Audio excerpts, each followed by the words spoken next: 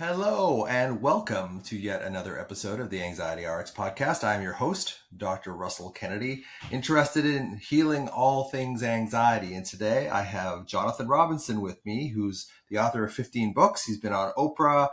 His latest book is called Ecstasy is Medicine. And we're going to talk about ecstasy, MDMA, as a treatment for chronic anxiety. So welcome, Jonathan. It's great to have you here. Thank you, Dr. Russ. This is going to be fun. Yeah. So what got you started in MDMA sort of in the first place? Well, I was blessed to have a incredibly dysfunctional childhood, so We've got that in common. I got that going. By age 12, I was, suicidal, depressed, and anxious, and I figured, I'll make one last try and help myself. So I got into self-help books. I got into hypnosis and meditation at the ripe old age of 12. By 14, I'd heard about MDMA. And when I took it, I said, well, that's the experience I want to have in life.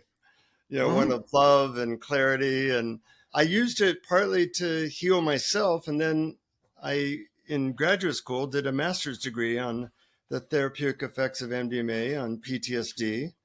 The only master's degree ever granted in that field, because 2 weeks later, they made it illegal. Right. And as you probably know, things are likely to change later this summer. I hope so.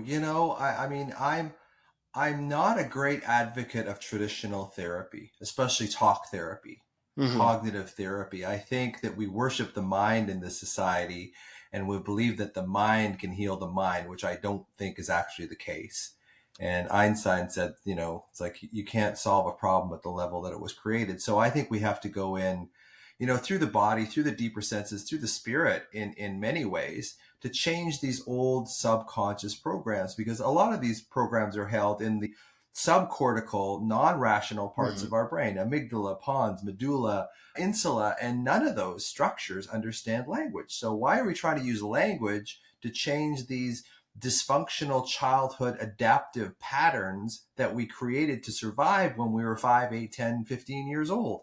I have an answer. So I'm not go ahead. I have an answer to that. We do that because it gives a lot of people a living. Therapists make money doing that.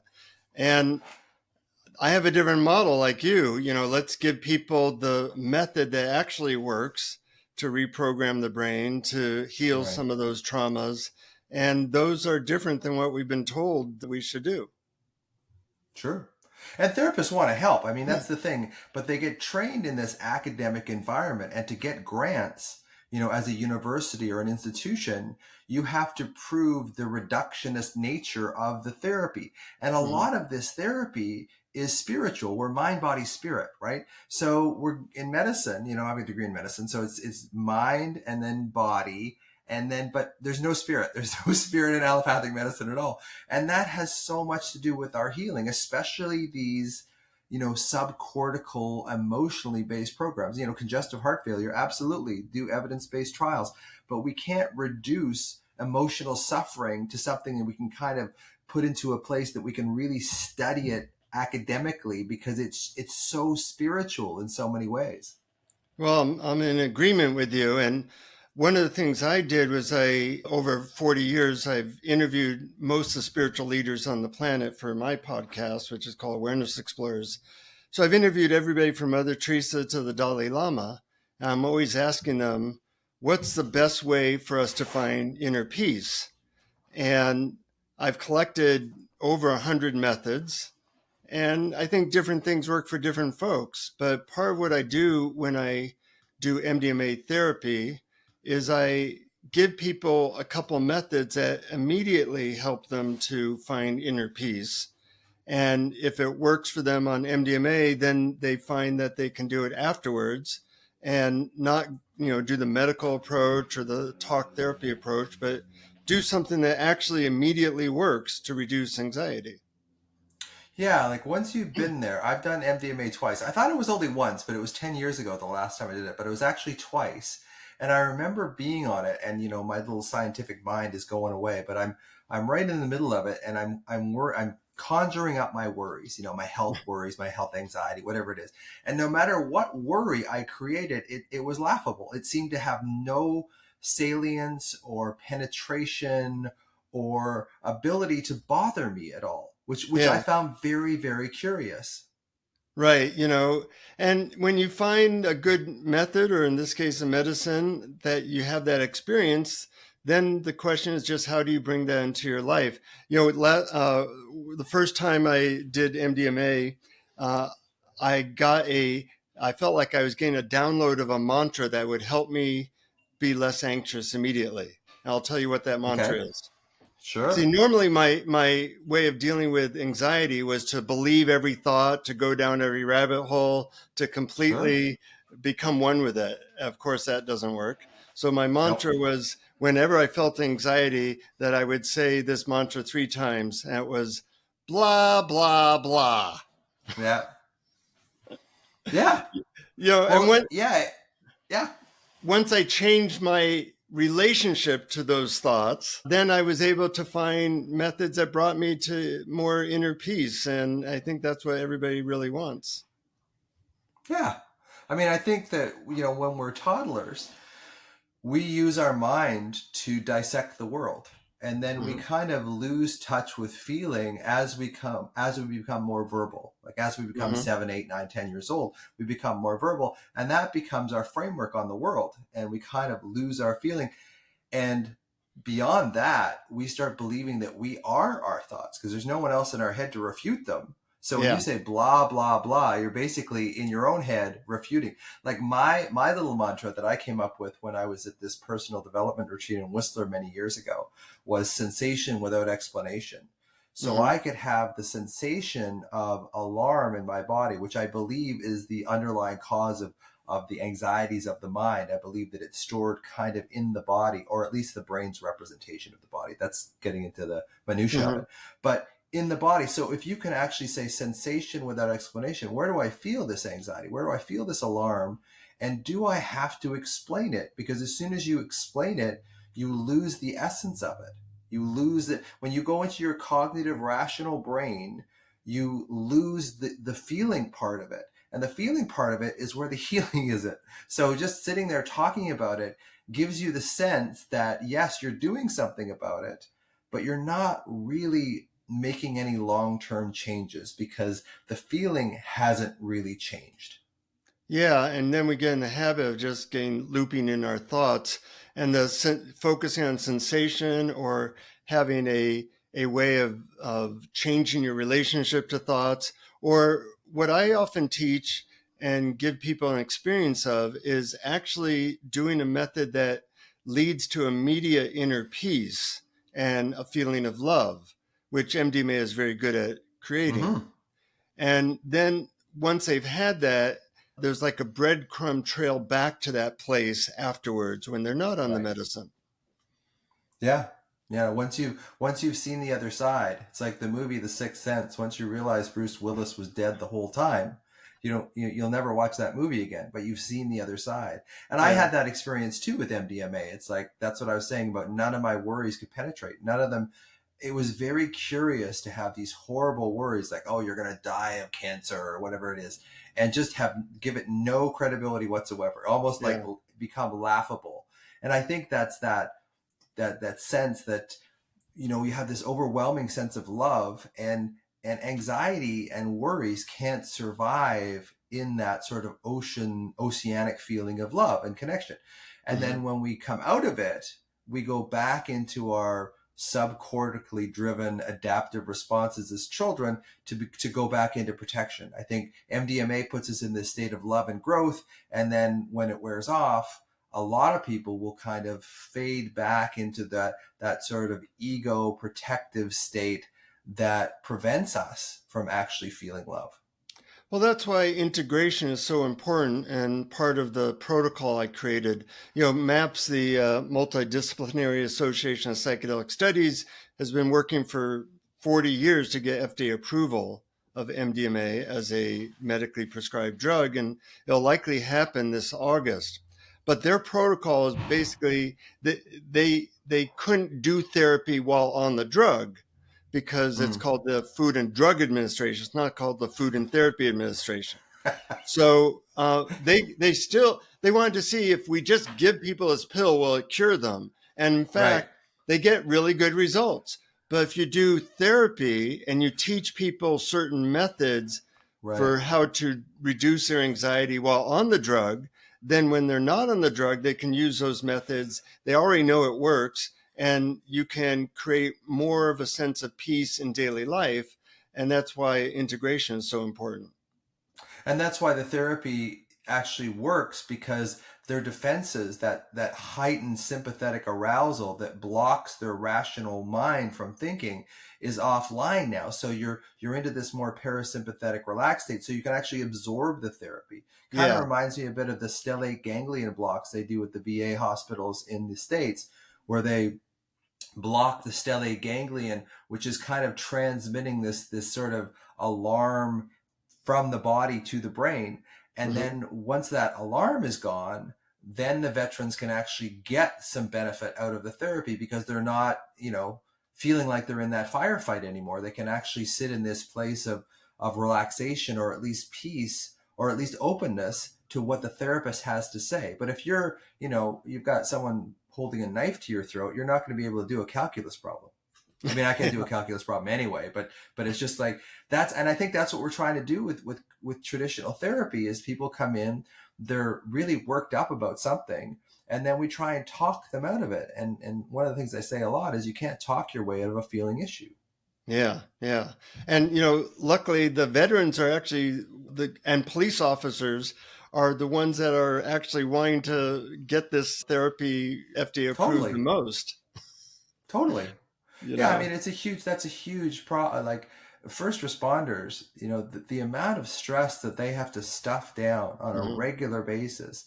And a lot of people went into the helping professions like police and paramedic and that kind of stuff, because they kind of came from, backgrounds that maybe weren't that stable. Hmm. So already you're selecting, it's like the studies that show that combat veterans in the same firefight, the ones that will get PTSD are the ones that had childhood trauma. The ones that didn't have childhood trauma don't tend to get PTSD. So there is this kind of substrate that's already in us. You had a challenging childhood, as did I. We have this substrate in us already that leans us more towards protection than growth. And I Yeah. think it's being able to, what can we do about that isn't, here's another tangent that I'm just going off on. But I get people coming in to see me and say, look, I've been in therapy for 20 years. I'm unfixable. Like I've been doing this for 20 years and nothing has helped me. It's like, well, you haven't really done this, so let's try this. Yeah. And it's amazing how stuck we are as a society in this cognitive model of therapy. Yeah, and luckily, psychedelics and MDMA are starting to change that. My parents were always, very down about drugs, but I was enthusiastic about MDMA or ecstasy for a long time. So they finally said, well, why? Why are you so Right. enthusiastic? And I said, well, if you try, the only way to really know is if you tried it. And to my surprise, they said, okay, we'll give it a shot.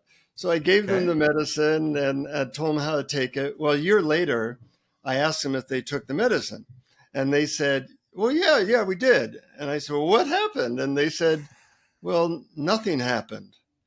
And I thought that was strange. So I said, well, Mm-hmm.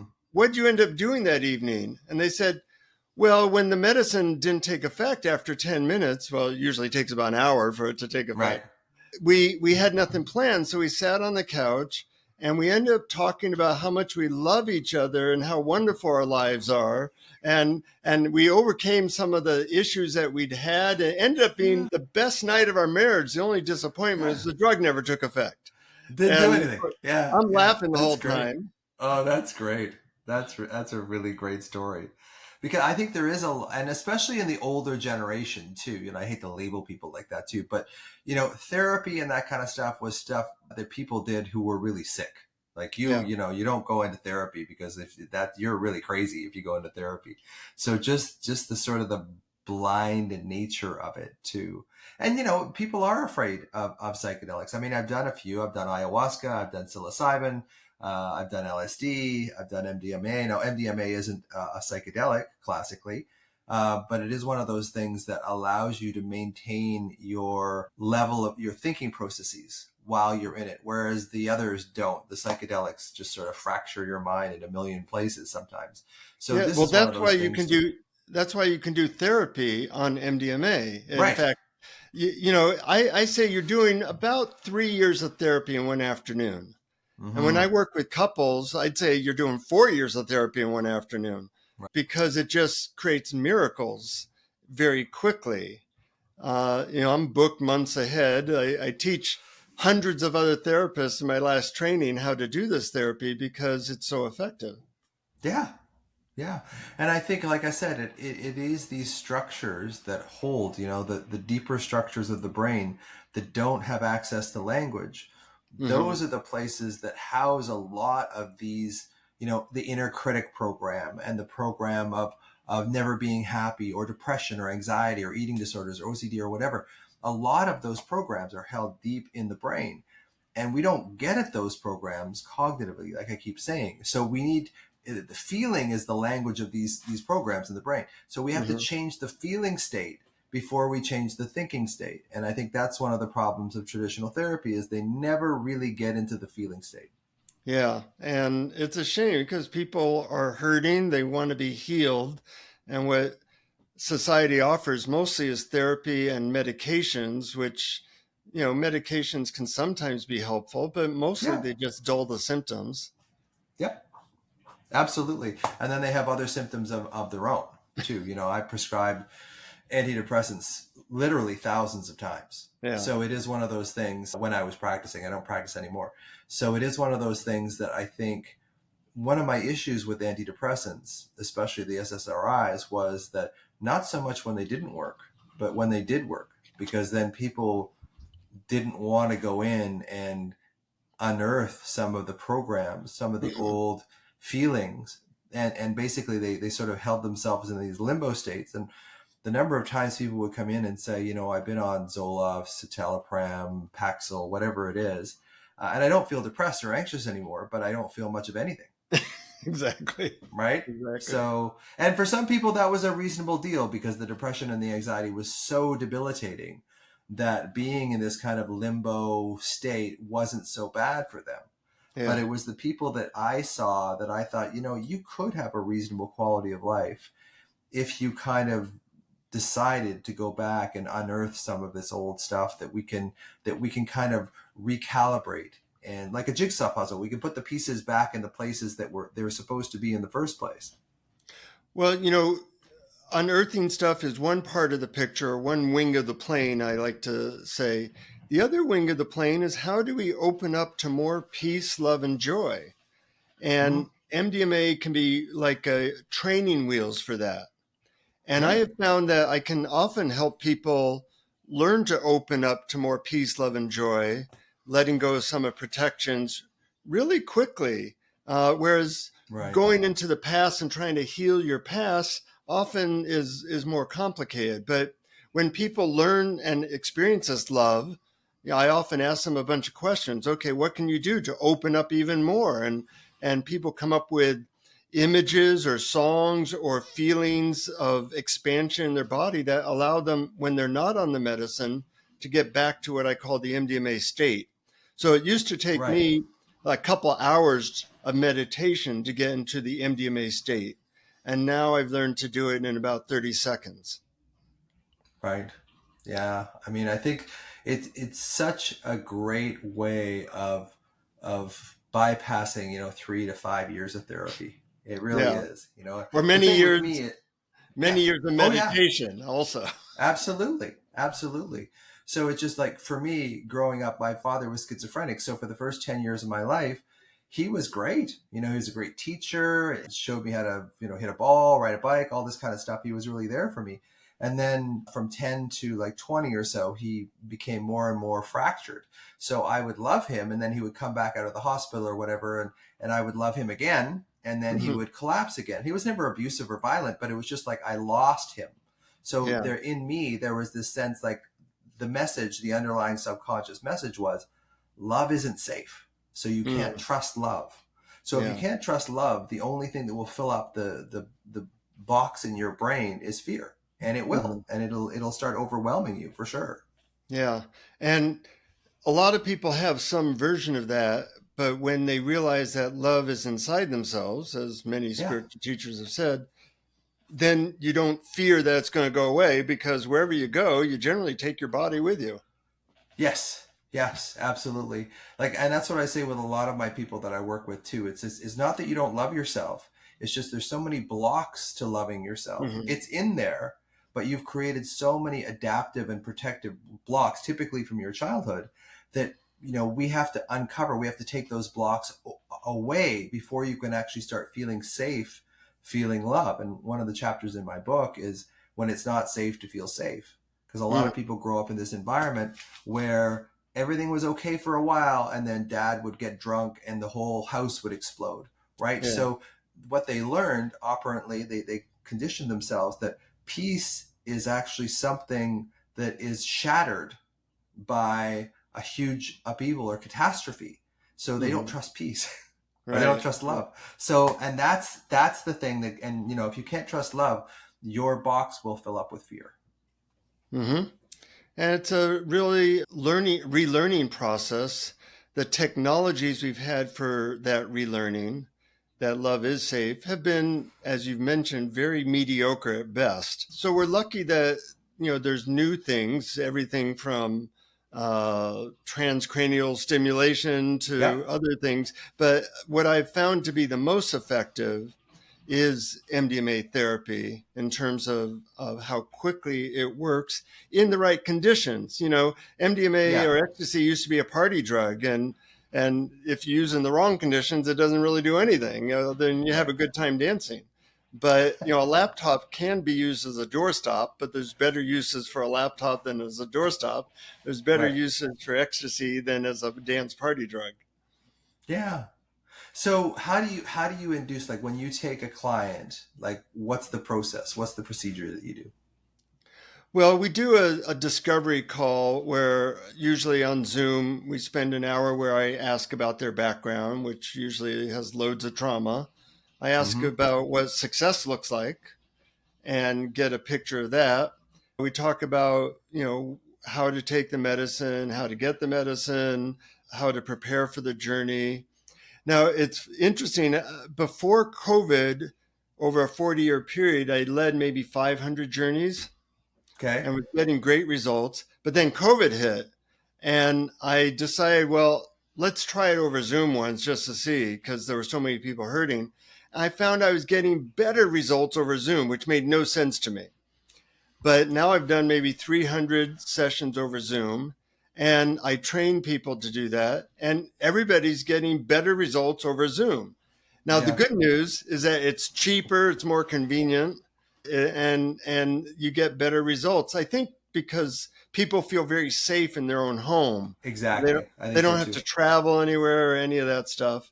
And Yeah. on MDMA, people can focus really well on Zoom for several hours.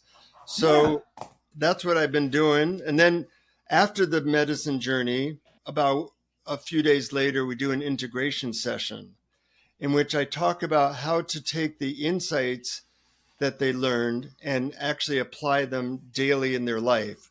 And I have a motivational system that I created that is really good at helping people take the things that they know would be good for them to do and to actually do them consistently. Mm. Like yoga, meditation, all that kind of stuff. It just helps with the integration process. Is that Yeah, some of often those? it's little methods that help them to reduce their anxiety that I taught them while on the medicine, and they saw how Mm. well it worked. So it might only be something that takes 2 minutes a day, or a 2 minute guided meditation, or like you say, it might be going to the gym twice that week. Right. But information's not transformation. So you have to True. give people a support network so that they can actually do the things that they know would make them feel better. Yeah, I notice a lot of my anxiety people also have ADD overlapped over it. Hmm. And, getting them to discipline themselves to do something is very, very difficult. But once they've seen the other side, and once they start getting results, and once the ball starts rolling, it seems to flow a lot easier for them. But that first week or two is, I find, really difficult for people to kind of change their habits. And there is that sort of unconscious thing too, where people have felt semi comfortable, and I put that word in quotation marks, with their anxiety because they're so familiar with it. They've had it since they were 10 years old. So they do tend to gravitate back towards it. So sometimes what I'll find is that when people start feeling better and having less anxiety, the anxiety comes up again because it's trying to say, hey, I know that you're feeling safe. I know this is a safety feeling and a loving feeling, but we don't trust love. So we have to move away from that. So that's one of the reasons why I think people tend to fall off the wagon again. So one of the reasons why I think I love, MDMA type therapy is that it gives people this sense like, hey, I've been there before. I know what this feels like. I know that it does me some good. I know that I can do it, rather than just having a therapist say, this is good for you, or some Instagram person saying, meditation's good. This is good. Like, if you have an actual felt sense of it, you're much more likely to stick with it. Yeah, definitely. And then breaking habits does tend to be hard unless you have a system that helps you to be consistent. Levitating or flying is hard, but if you have a plane or a helicopter, it's easy. Right. So I give people a method that helps them to be consistent. And it's not that hard once they have that method. So you're right that you need the experience, and then you need the support so that you can keep doing the things that you know are good. And in my book, Ecstasy as Medicine, I talk about what some of those methods are, so people have a sense of, oh yeah, I haven't heard of that before. That would be interesting to try. So about the book, Ecstasy is Medicine, like what pushed me to write it is that my clients actually pushed me to write it. They said, this is really great stuff. This is amazing. I want to share it with somebody else. But, people have different ideas of psychedelics and medicines like this. So they wanted to give it to their partner or their friend and have a way that it was all based in science. It was based in a system. It wasn't just like, yeah, I'm taking the drug to get high, but it's a new technology for healing people that's well thought out, that's very precise, and is consistent in the results. So I've actually been surprised at how well the book's been received. 'Cause I've written a lot of books and some were bestsellers, but this book gets nothing but 5-star reviews on Amazon. And I wrote it in like a week, so I didn't expect it to be so popular. Yeah, well, when something works, I think people are so hungry for things that work because, in allopathic medicine, we treat their symptoms basically, mostly with medications, right? And it does alleviate symptoms to some extent. It creates a bunch of symptoms too, but it does have this appearance of working, but it's not a holistic therapy. It's not a long-term fix. It is something that definitely has its issues for sure. And just again, trying to cover up old issues is not really going to help you in the long run. The number of people that I would have on a dose of say an SSRI and then 6 months later have to double the dose because their body had acclimatized to it. I do think that subconscious programming kind of caught a hold of them as well and kind of pulled them back into the old way of being, which is what I see with a lot of like university CBT programs. Like for the first 3 months after the program, they're doing actually quite well. But a year later, they're kind of back to the same place that they were before because those old subconscious programs are so deep and so hardwired and so powerful that they will pull you back to that familiar state, even if that familiar state is painful. Yeah, and I think that it's important that people get what I would call psychological or spiritual tools that can be done in under 5 minutes a day that bring them back to this higher state of love, peace, and clarity. And most people don't know what those methods are because nobody's figured out a way to make a lot of money through them. So they're not they're not known. The antidepressant field is a $20 billion a year industry. Easy. So what are some of these tools, Jonathan? Like, what are some of these tools? My audience is going to be screaming, okay, tell us the tools. Yeah, I'll give you 3 or 4. They're not Sure. the most effective because those take longer to explain, but I will give you 3 or 4. Well, one of them I mentioned, when you're having caught in a thought loop, just go blah, blah, blah. And, Yeah. just, that's like Yeah. saying, okay, I'm done with you. Another one I like is tuning to something other than your thoughts, like tuning Mm-hmm. into, as you mentioned, the sensations of your body. Or I tune into silence. Like we're always Yeah. surrounded by silence. And as you Yeah. tune to silence, that feels very peaceful. Another thing I do is I might imagine that I was just born. Like, what if you're experiencing the world for the first time? There's no words, or a 1-year-old doesn't have words. You're just like Mm-hmm. here right now, like you just got here. That can be a way to tap into peace quickly. But one of my favorite ways, and people can do this in a 90-second guided meditation right now, um, is you focus on a person or animal that you have great affection for. Now, I always focus on my dogs. I love my wife a Yeah. lot, but I have some baggage with her. So I always focus on my dogs. And, That's a great one. when I Yeah. think of Sure. time, you can think of times that you had great connection with this being. See, we live in Sure. our heads. And if you can move your energy from your head to your heart, and Totally. just focus on love and dogs or cats or people that you've loved. I have a bunch of them on my smartphone. I just remember as I go through my smartphone that wonderful time with this person, and I imagine sending them love and feeling my love towards them, and that will quiet my mind as Right. I enter my heart. And that's a very simple 1 minute meditation, 2 minute meditation I'll do 3 or 4 times a day. And it just, instead of feeling anxious and anxiety, I feel Mm. peaceful and love. Yeah, and the more you practice it, the more you access that state that you can create yourself, the better you get at it too. Yeah. So what was reminding me of some of the stuff that I do with people is that it's so common for when we're feeling alarmed to look at what's negative. I mean, it's just the way the brain works. The brain is a Yeah. meaning making, make sense machine. So if you have this alarm sensation in your body, you are going to focus on all the alarming things that are happening in your life. So I say to people, like, okay, well, what is working in your life now? Like, I know we've talked about all this stuff, like your wife and the house and the taxes and all, but what is actually working in your life? And Mm-hmm. sometimes they will say, well, I do have this great dog, or I mean, I have 3 dogs, and it's one of those things where what I'll do is I say, okay, well, go up, pet your dog, look them in the eyes, because that releases oxytocin in both Oxytocin. the Yeah. dog and the human.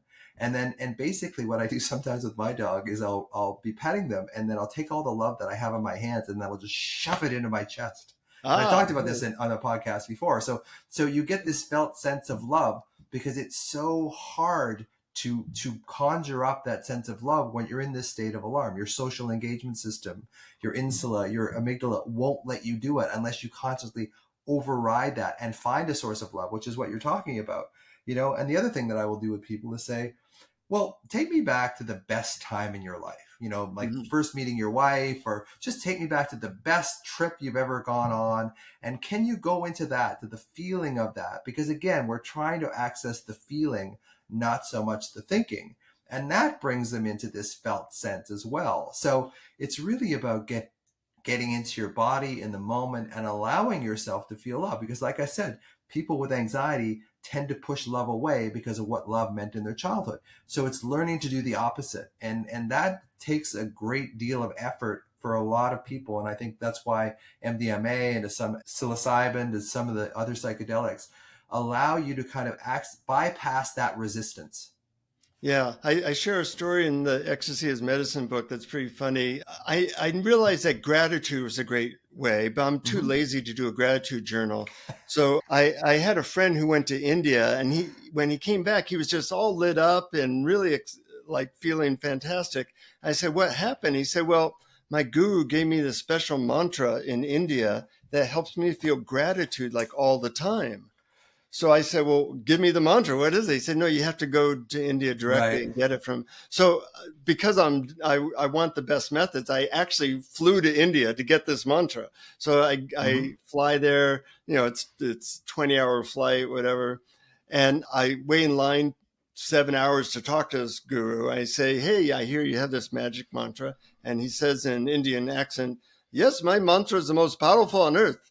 So he leans in to whisper it. And he says, whenever possible, repeat these words. The mantra I give you are the words, thank you. I look at him, I go, that's it? He said, no, no, no. That's it is the mantra you have been using. That makes you feel like you never have enough. My mantra is thank you, not that's it. That's it will take you nowhere. So, it's funny. I started to use that. Like I got into a taxi, I had air conditioning. I said, oh, thank you for the air conditioning. And then I went to my hotel room, which had a Western toilet. I said, oh, thank you for that. Thank you for the bottled water. And I actually will do this throughout the day. I'll feel my heart and say thank you to creation. And that is a great antidote for anxiety. And it only takes 5 seconds each time I do it. It's not like it's hard work. True. And then the other thing that I will use with people too is, can you access faith? Like not necessarily religious faith, but just a sense of faith, because I think what trauma does to us as children is it takes our faith away. That the world is a safe place. And then the natural corollary to that is that we believe that we have to do everything is up to us. And then when you're a child and you believe that everything is up to you and you're being traumatized in some way, it's a vicious cycle that basically just gets into that subcortical, those subconscious programs in your brain that make you see life as something you have to protect yourself from. And that becomes the basis, the background of how that becomes the lenses that you see the world with. So if you grow up in a loving, caring, attached environment, you learn that life is about growth and relationship. If you grow up with trauma, you learn that life is about survival and protection, and you will see life through that. So if you start changing, one of the tenets of the brain is that whatever you focus on, you get more of. So exactly what you're saying. If you focus on your wins, if you focus on what makes you feel good, you will see more of what makes you feel good. It's just the way the brain works. Right. I'm curious how you help people to access a sense of faith.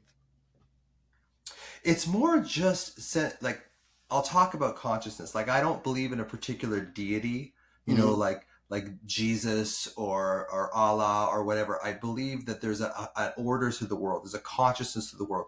There is a God in a way to the world, because if you look at the way that DNA is formed and proteins are formed, it's far beyond what could be randomly got by natural selection. There is some sort of organizational structure in DNA that creates the proteins, that allows us to live. So there's an order, an organization that I believe that people call God.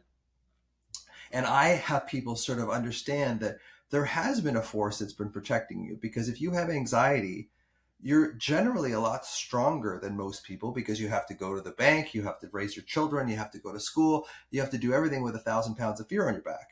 So I teach people that, hey, you know what? You're not weak. You're not defective. You're actually extremely strong, because you've been able to go through life and manage life. Maybe you haven't done as well as you'd like to, but you've done it with this 1,000 pounds of fear on your back. So it's learning how to appreciate yourself, and then it's learning how to find that younger version of you. And they talk about this in IFS, in parts work, in internal family systems work, finding the parts of you that were bullied, ashamed, fearful, put down, abused, neglected, and being able to bring those parts up to the surface and loving them for what they are. And I think this is where the psychedelics and MDMA actually come in, especially with parts work. Being able to, because a lot of times, say you were bullied as a child, a lot of times we will reject that part of us because they were bullied. Now that rejection creates a whole lot of problems with the inner critic. And there's a place in our brain called the posterior cingulate cortex, which may be the sort of the home of the ego or the home of the inner critic, because this is what gets paralyzed by things like MDMA and the psychedelics. So when your inner critic gets paralyzed, you actually see yourself for who you are, which is this love-based creature. Now, I've kind of gone off on a tangent there, but basically, it's when you can see yourself as a love-based creature, you can see the faith that had to be created for that. Because like what you said about being a baby and seeing the world as a baby, nobody goes into a nursery and go, that baby over there, that's a narcissist right there. That baby is a people pleaser. We don't say that, right? So it's like we have this sense of faith, and can you turn your worry over to faith because you're still here? You've gone through these horrible things in your childhood. You're still here. You may not be thriving as much as you'd like to, but if you can lend your credibility to something, that there may be something else, you don't have to do this all yourself. And this is where faith and I think gratitude kind of dovetail at that point. And if you start creating those sort of neuropeptides, you start creating that oxytocin and dopamine in your brain, it starts reinforcing itself. Now, you supercharge that with MDMA, of course, but when you're just learning how to do this, it's a nice way of introducing yourself to feeling a different way rather than just thinking a different way. Yeah, it's training wheels for a whole different way of relating to life. Exactly. Yeah, totally. So what will people get out of the book if they read the book? What do they get out of it? Well, they get a lot of different things, a little bit of the history, contraindications. It's not for everybody, like you can't be taking antidepressants and then do MDMA. There's other things like that. They'll also learn specific methods for dealing with anxiety and depression and trauma. Go into some deep dives that way, and also how to use it in couples therapy. I'm doing a 8-month couples facilitation training starting in the fall, where it actually got popular as a couples therapy drug in the 70s. Oh, yeah. And then it went into everything else.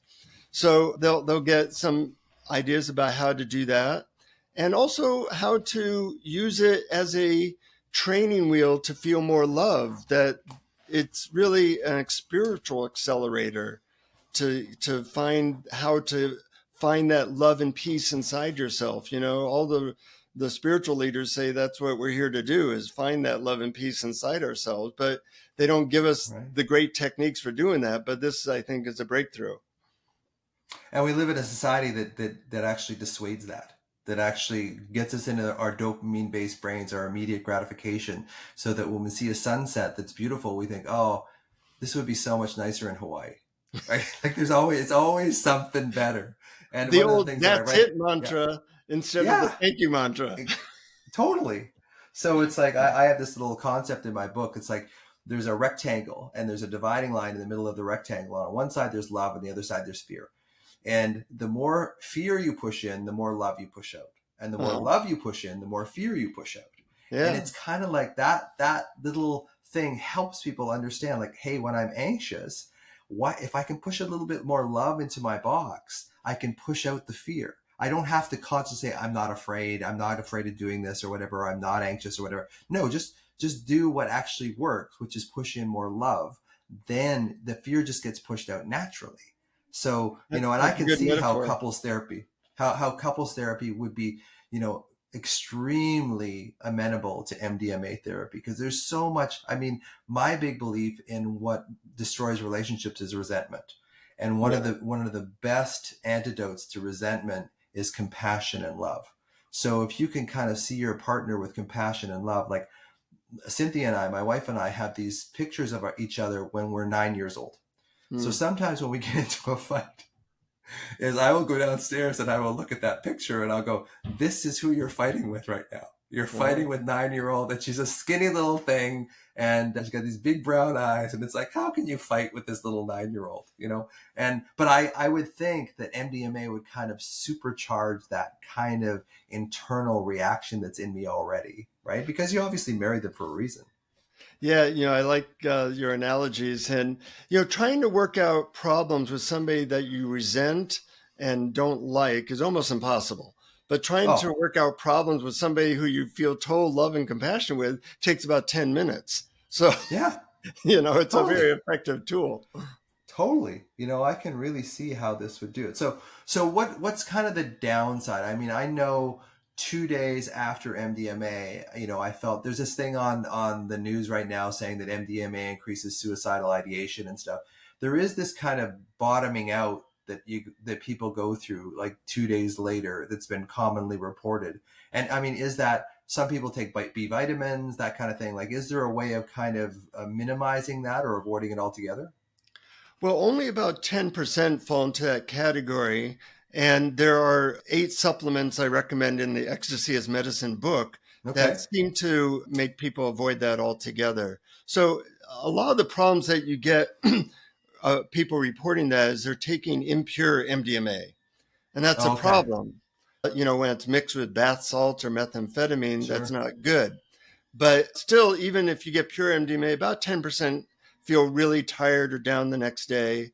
Supplements like alpha lipoic acid and L-carnitine and a few others can really help mitigate all the effects. I generally feel fantastic the next day after I've taken those supplements.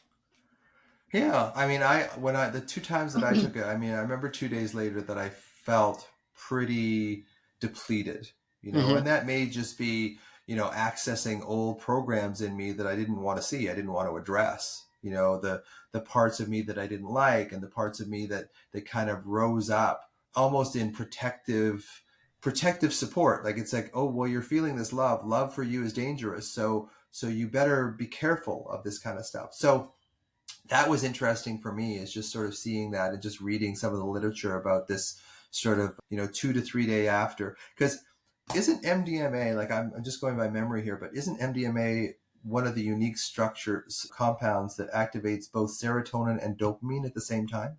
That's true. Yeah. Yeah. And, And there's and, not you there's not any other chemicals that do that. Yeah, and you can take things like alpha lipoic acid or Yeah. 5-HTP the next day, which restores that. So that people tend not to have those effects the way that they do if they don't take those supplements.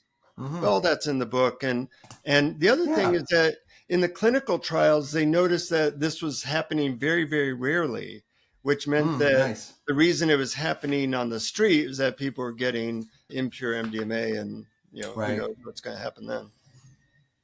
Yeah.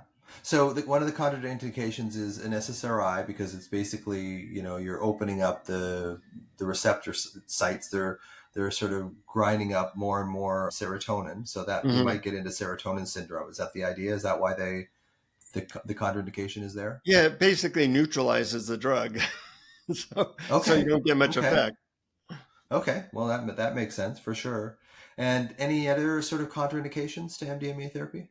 Well, people have a lot of different medicines. I go and have a whole chapter about that in the book. Probably the most common one that people who have autoimmune things and they're taking medicines for that, they got to be a Right. little bit careful.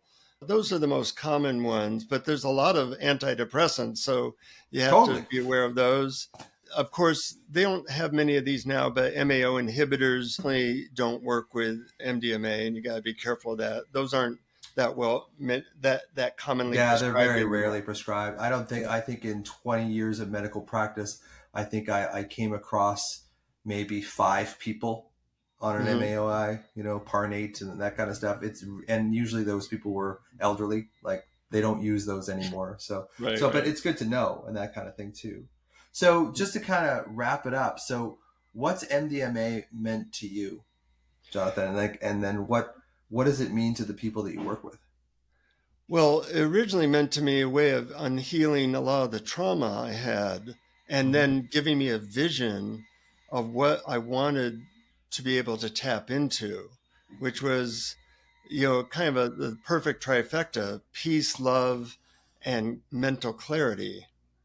Mm. And when I do these sessions, they're really moving. They're not just like Oh a yeah. talk therapy. They're To see somebody transform in a day is a miraculous thing to watch. It's like a baby Hmm. being born.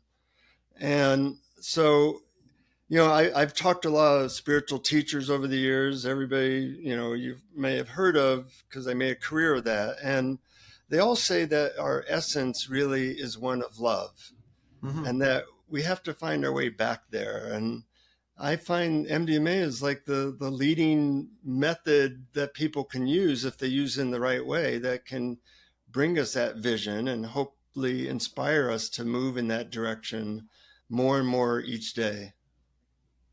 Sounds amazing. So how do people find you, Jonathan? Well, I have a website, xtcasmedicine.com. Okay. And then if people want to know about my trainings, I have one that is MDMA couples training.com. And Now, they is that to can, train therapists or is that to train the couples themselves? that's to train both really, but in the training we we don't require a licensure. So we have coaches, Okay. we have chiropractors, we have Sure. therapists, but some couples just take it so they can learn how to use MDMA with their Sure. partner, and that's been exciting. That there's never been a MDMA couples training, so this will be the first one, and Amazing. I'm very excited about it. And where are you located? Is this this is an in-person training, I would imagine? No, it's all online, All um, online. an Okay. 8 month online training, and it creates a community. Though we have a lot of interaction amongst the people. In the last training, we had people from 37 countries. Wow. It was really fun. Yeah. And I was able to get some of this information to people in Ukraine and China. And Wow. it's just very satisfying to be able to heal people that way. Yeah. Well, you're doing amazing work, Jonathan. That's fantastic. So XTC, your website again is XTC XTC as medicine. as And then the medicine. Okay. trainings are, I also do shorter trainings, but this one will be an 8 month one. It's MDMA couplestraining.com. And when does that start? That starts in the fall, like in Okay. September, Okay. hopefully after FDA approval. Yes, yes. Hopefully, fingers crossed. Let's see. Let's see. So I imagine you help people get pure MDMA in the United States. Now, what about other countries? I have connections all over the world. I tell them on the app Signal where they can reach people and get Attaboy. pure MDMA. Attaboy. Good for you. Well, it's been Yeah. great talking with you, John. It's really nice to sort of interact with someone that really is making a difference. And there's so much out there, like on Instagram and all this, like, oh, heal your anxiety in 7 days and all this kind of stuff. And it really it rankles me because it's like, no, these programs have been in you for a long, long time. They take a while before we can tweak them in. And I think this is a way of accessing things that we currently have to sort of take a hammer and chisel to long term in Yeah. different types of therapy. So to accelerate that, I think is a real gift to humanity. So thank you for your work, and hopefully we'll talk again. I feel very honored, and keep up the good work you're doing, Russ. It's a hard world now, and we need the best therapies to help people. Anxiety seems to be the fastest growing condition in the world, so I'm in the right marketplace for sure. Good choice. Thanks, Jonathan. We'll talk again. Okay, take care. Bye for now. Bye.